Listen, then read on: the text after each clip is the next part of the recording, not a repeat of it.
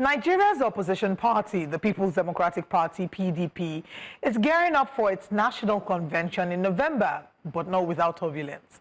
A bloc within the party loyal to Minister of the FCT, Nyesom Wike, is laying down demands, and they're not mincing words at all.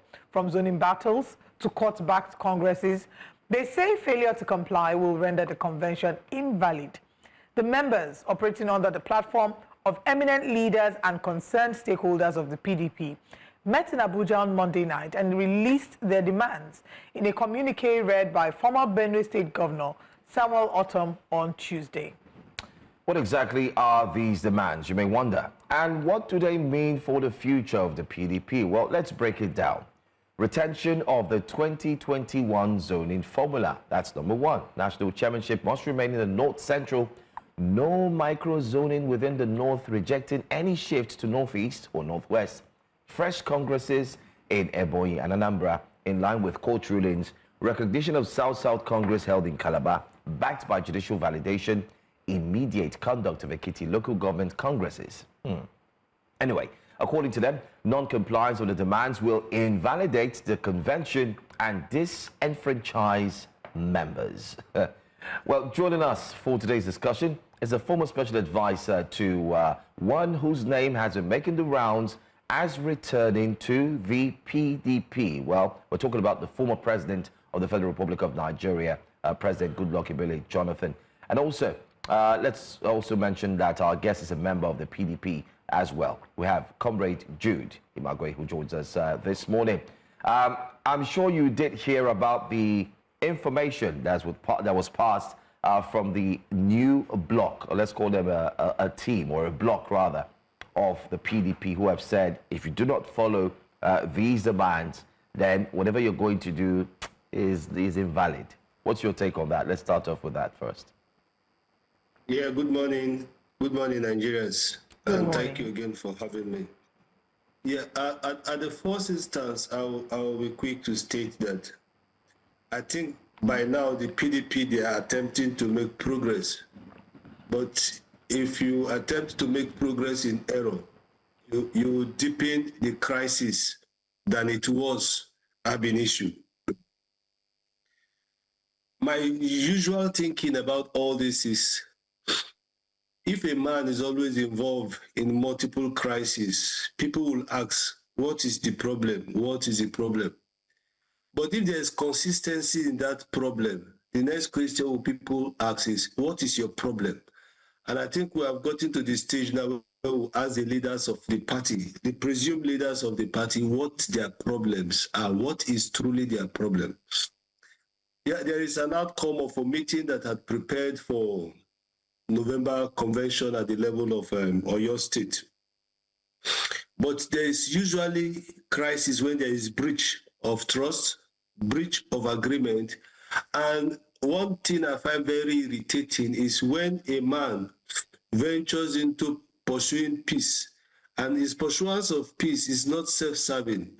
His pursuance of peace is not for the generality of the people. If his pursuance of peace is the one that has to do with selfishness, that has to do with him or herself or a group of people benefiting from that peace, then I do not call that peace an holistic peace. And such peace do not actually translate into peace. It breaks a cold war to a deepened, full-blown war. That is where we have found ourselves. Some of the positions that you have raised are true, and some too, I still feel that in every organization, people must have the leverage of compromising and making adjustments without being very rigid and firm. And that is where I hold two sides accountable for the problems of the party. The first is the fact that the resolution reached at the level of the NEC was that status quo should be maintained. When they say status quo should be maintained, is that in the party structure, what is in the South should remain in the South, and what is in the North should remain in the North. So it was broken into just two regions, the North and the South. And in the South, as it is just now, we have the senior deputy vice president, chairman of the party in the Southwest. Also, we have the national publicity secretary in the Southwest. Then we have the national secretary of the party in the Southeast.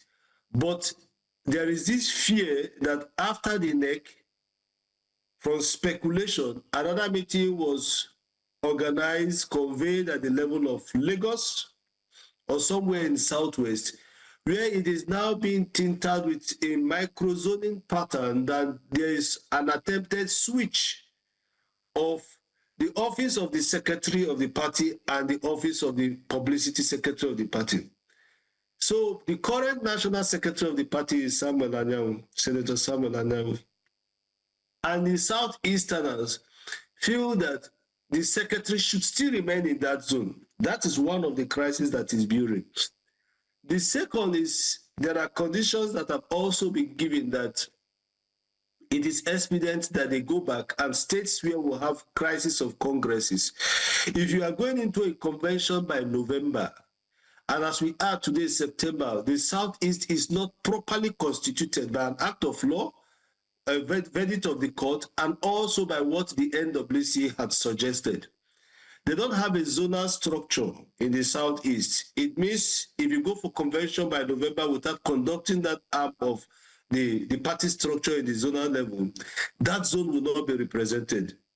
They have states like Anambra and I think about one other state that is mentioned that has similar problem of congresses. Southeast naturally are crying for being victimized as regard by state structure. They have only 5 states as against every other geopolitical zone that has a minimum of 6. I think some have 8, 7, and 8. Now they have 5. Now first, that same zone that has 5 is first going into a convention without a zonal structure 1. They will not be going into a convention without 2 states being properly constituted. Come on, why the hurry? Why the rush? And if you must go to Ekiti, you must go to Ekiti with clean hands. So I feel that if our leaders are serious, they should be serious to the extent at which they will tell themselves the bitter truth. How do we move this party forward from where we are today to the next place where the Nigerian people should see us as a serious opposition party? The second leg, therefore, should be that if we are moving this process, there is no need to have personal benefit attached to the change that you are pushing. Let it be a honest one. Let it be one that will be driven on principle. Let it be one that will be carrying the spirit of the founders of the Father. What was the spirit that was carried by the founders of the Father? One party, which is the People's Democratic Party. And so if those spirits and the truth and the letter in it are not correct, I still feel that what is cooking in the party, if it's not urgently addressed, is worse than the man that is in the gym doing press up preparing for a war. Wow, so many issues have been highlighted that you've talked about. You've laid the foundation of what the issues are. I want to go back again to the issue of Samuel Anyanwu being the National Secretary of the party and you stating that the Southeast still wants it to remain as that. I just want some clarification. Is it the Southeast that wants that? Or is it a certain fraction or within the People's Democratic Party that wants that? Let me give you a very clear answer. But before I give you a clear answer to that, the issue that actually led us to Samuel Anyanwu being a secretary is usually uncalled for. I stated it right from beginning when we started this secretary issue, this brouhaha around the secretary. I said, I do not see where it suggests that it is easier for you to remove a democratically elected in place of a regional suggestion. It's going to actually deepen the crisis. It pushed us for over 1 year. If you have a problem with the democratically elected secretary, by virtue of your suspicion of an act that he has committed that is not right, but people have done these things, and since we don't have it in the constitution that is expressly stated that if you go to contest an election, if you come back, the position will be vacant. You can deal with that constitutional crisis in the next Congress or in the next constitutional amendment. But again, it is also the duty of that zone to wait till an election to reward him in the manner at which they choose to want to reward him. That should have been treated long before all the litigation we went from lower court to higher court until we got to Supreme Court and gave it final verdict. And we now got back to that same stage.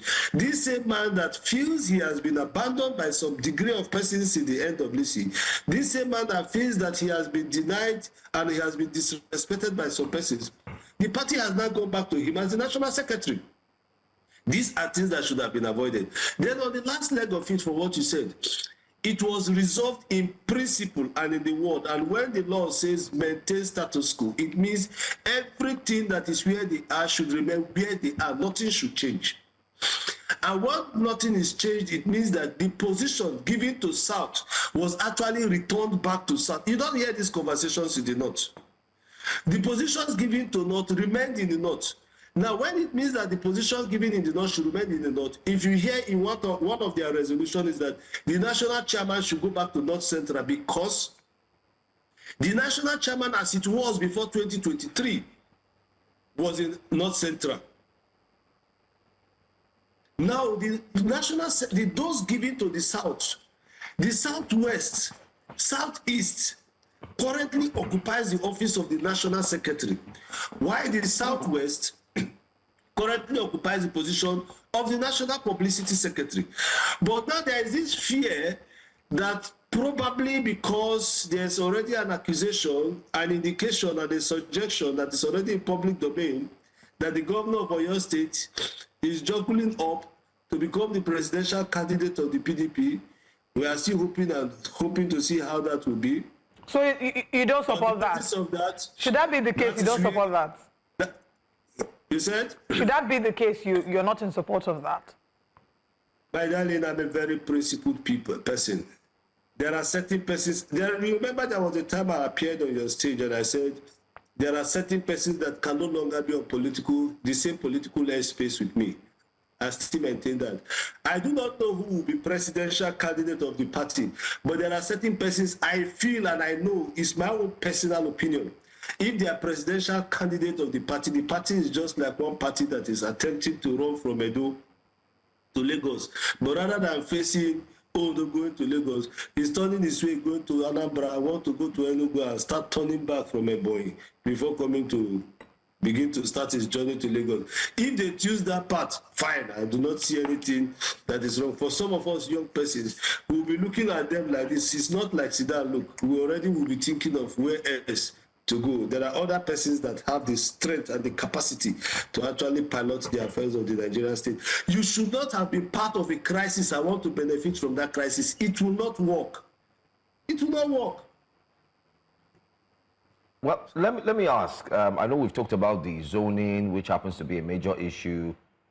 And like you said, there are rumors, let me use the word rumors, that's emerging that after the meeting, this would happen, this would change, and so on. But some members of the PDP are also aggrieved that it seems like these persons talking now are loyalists of the FCT minister, and therefore his name has come out again, which is Nyesom Wike has come out again, where they said that it seems like he's holding the party by the jugular.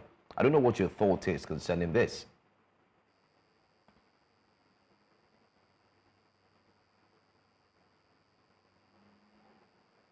Hello, sorry, are you still up?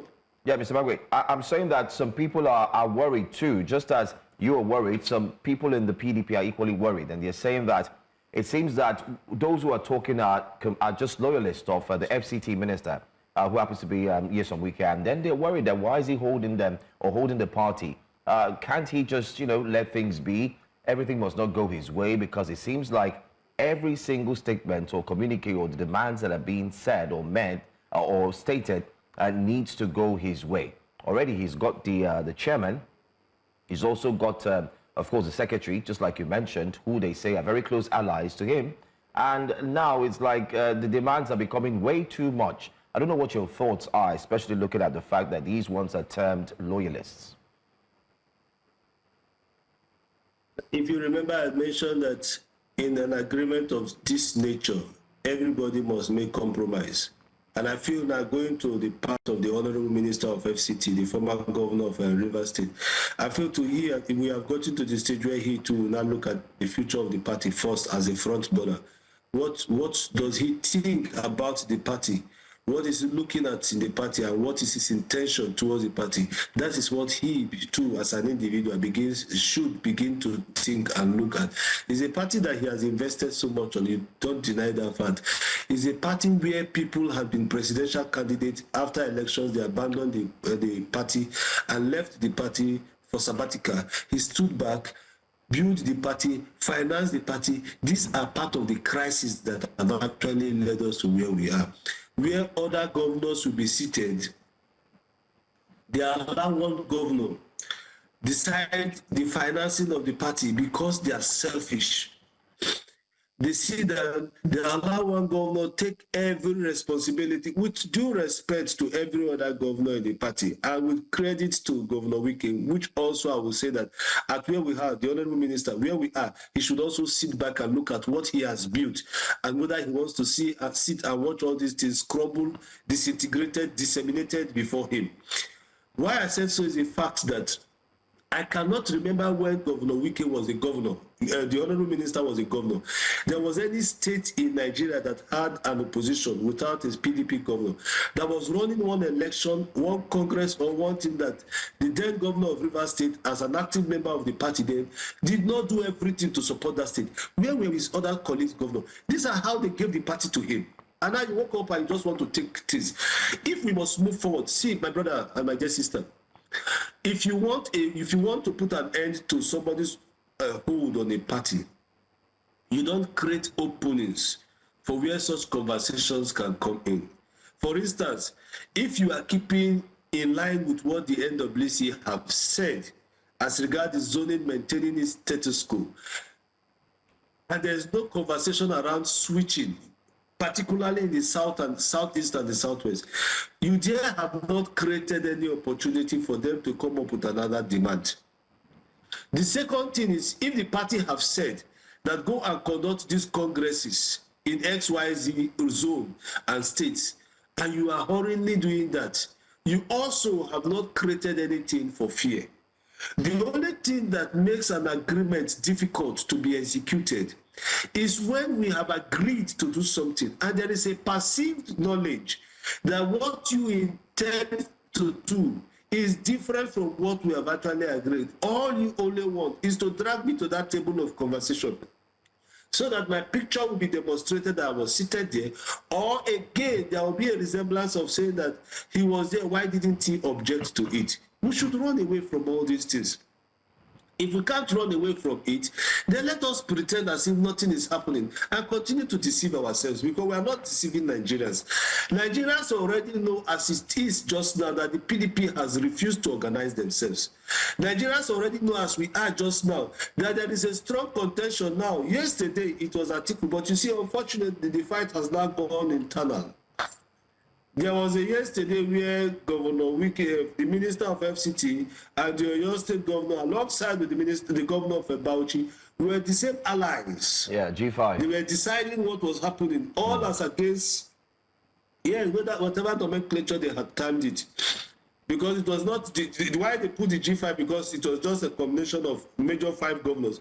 There were former governors that were part of them, serving senators then, former senators, senior party members, including members of BOT. Those were people that were part of them. That was the life support they had. They had an energy, an oxygen that was flowing in between them. But now, we don't agree as enter their camp. We don't agree because now people amongst each other are now having their own ambition. It is not against any person's right to have his ambition, but it becomes unethical if it means that what you had pursued yesterday was the purpose of getting to where you are today, so you will take an advantage of it to pursue your ambition. Then it is not ethical. It is not ethical. It is not by any way to be encouraged by anybody, and it is not something that should be rewarded for anywhere of a pat on the back, not at all. They have to, as a matter of urgency, the party has to sit down. If we are convinced by the decision we have reached in NEC to say that the status quo maintain itself, they should go and maintain it the way it is, to give peace a chance. The second leg of it, the NWC has zoned it the way the G5, led by the Honorable Minister, then the former governor of Rivers State, was that they wanted the presidency in the South. Now the presidency has been sent to the South. So let everybody in the South that is interested go and juggle for it. They've also said that the national chairman should return to the North Central. That is part of the agitation that was given before that. So I feel now that on the part of the other side, which is led by the national chairman, so for point of clarity, the national chairman is not one of those that they said, he was not in the meeting that they had. It was the national secretary that was in the meeting. So led by the national chairman, should go sit down and say, okay, all these things we have agreed, we should keep them. Then the part led that has alleged that those that have sat are loyal to the Honorable Minister of FCT. I do not think that it is about loyalty, it is about ideology, it is about what they believe and standing for what they are fighting for. If the head figure there is perceived to be the Honorable Minister of FCT, so let it has that nomenclature. But they feel they believe in what they believe and they are standing on what they are standing on. If what they are standing on has been agreed upon 99%, then they two should come together and make a compromise. So wait, so my question is, Comrade Imagwe, my question is, again, if these demands are not met, I mean, the Wiki bloc has said that they are obviously, they're not going to be in support of the convention.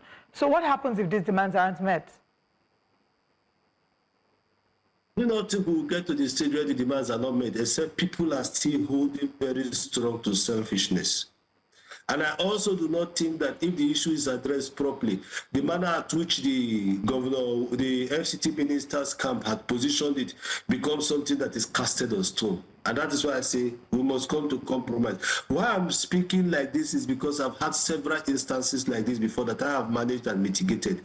There is no way you can go into it without making sacrifice, without everyone, each of the group must come to the table with allowing to let some things go and getting some things. You can't get it all at all times on the table of discontent.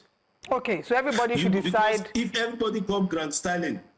Okay, so I mean, you are suggesting that they come back to the table and negotiate, and everybody be willing to sacrifice. And just to reiterate what these demands are, it's the retention of the 2021 zoning formula.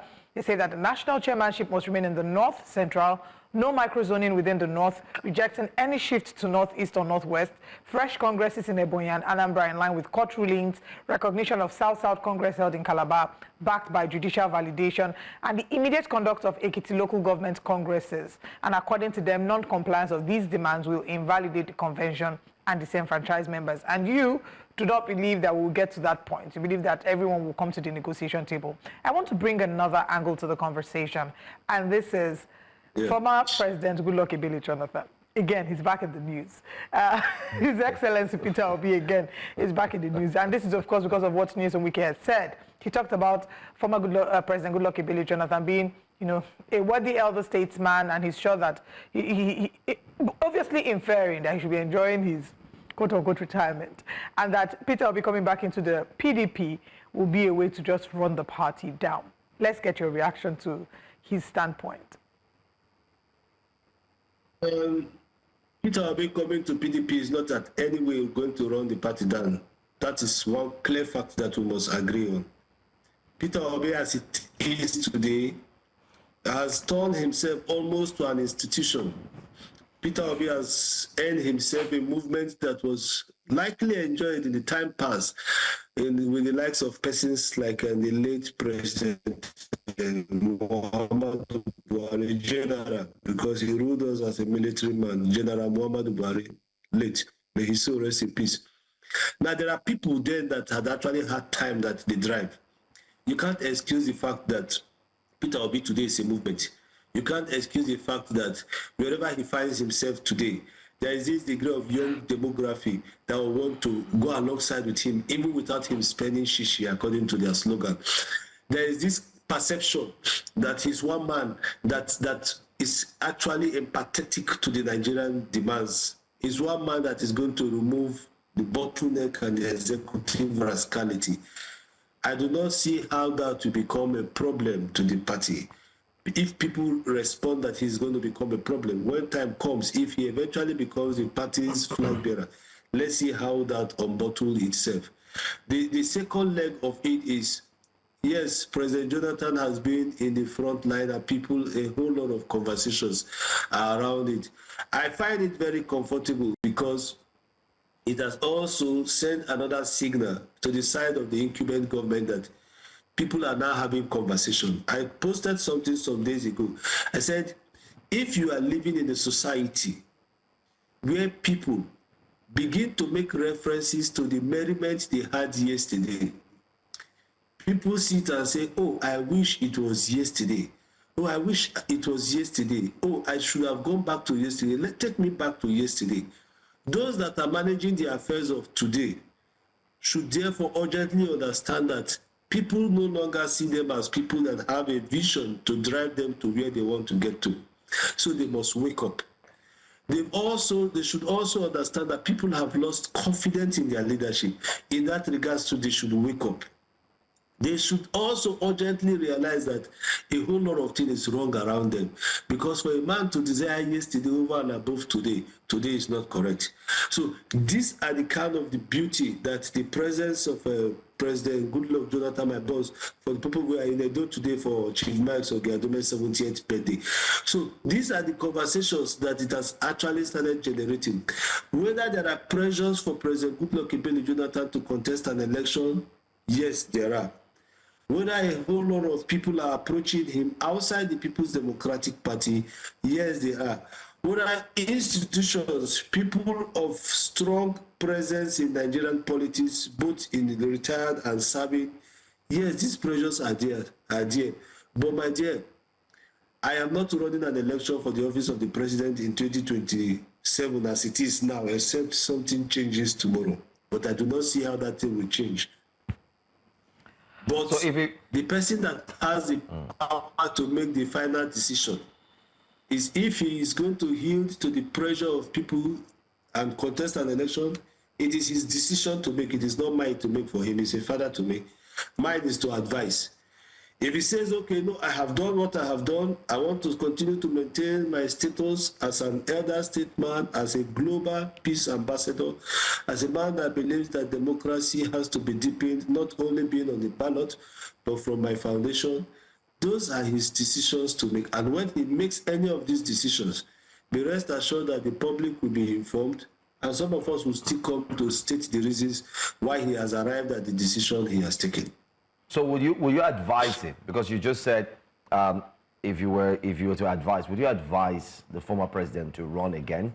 And would you be willing to also step into that shoes once again? Because his wife has said that in pidgin English, wait till they go fine. God don't come out you for that, you won't go back again. So say the problem of Nigeria too much. That she know want, I don't want to go there. Too much. Would you advise? She say it too much. Too much. She say it too much. But again, do you blame her? The problem is actually too much. Don't you see how young my boss is today? The problem is too much. See, my dear, if I want to be selfish, I will say I want him to come and contest an election. If I don't want to be selfish, I will say, sir, don't listen to some of these people again. Now, but again, at the end of the day, I'm not the only person that will speak to his ear. There are a whole lot of bigger voices that will speak to his ears. Now, I will look at it from two angles. The first one is, should he truly come back and contest an election? Are there things that he will be able to do within the ambit of 4 years? Because statistically, he's not going to be able to run after 4 years. Forget the conversation that people are saying that he's barred from running because of constitution. And I say again, some of the problems we have in this country is people that interpret our constitutions and our law for us, the legal practitioners, with respect to that profession.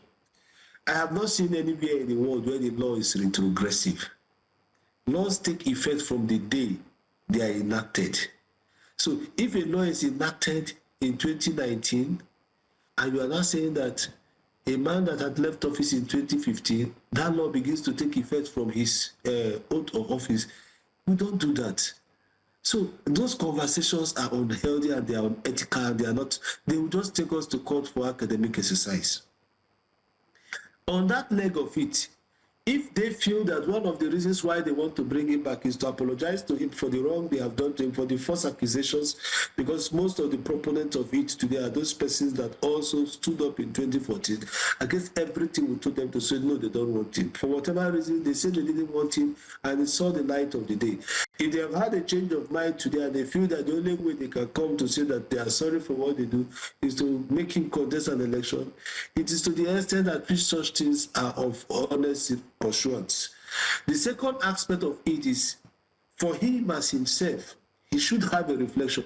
Like the time, I know in 2 occasions we've had a decision. I said, sir, some of these things are things that you can think yourself personally. Put all the cards on the table. Look at them, evaluate them. What I do, I begin to eliminate from the strong.